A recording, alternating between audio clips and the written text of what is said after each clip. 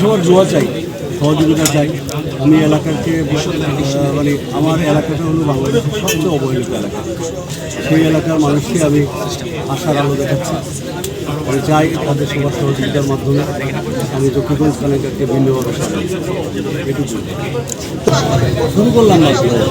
আমি কিন্তু আজকের থেকে না, আমি আমার প্রায় 30 বছর থেকে এখানে কাজ করি।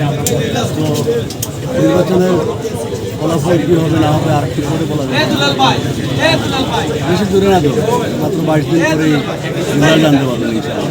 আলহামদুলিল্লাহ, বলার এই মুহূর্তে আসলে যাই বলার সব আমাদের এলাকায় আমাদের যারা সমর্থক আছে এবং এলাকার যারা ভোটার আছে তাদেরকে বলতে হবে, তবে আপনাদের মাধ্যমে।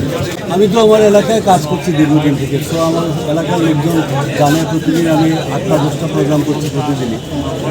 ওর মাধ্যমে সবাইকে জানাচ্ছি আমাকে ভোট দেওয়ার জন্য, আমার জন্য দোয়া চাচ্ছিলাম। প্রতীকে ভোট চাচ্ছি।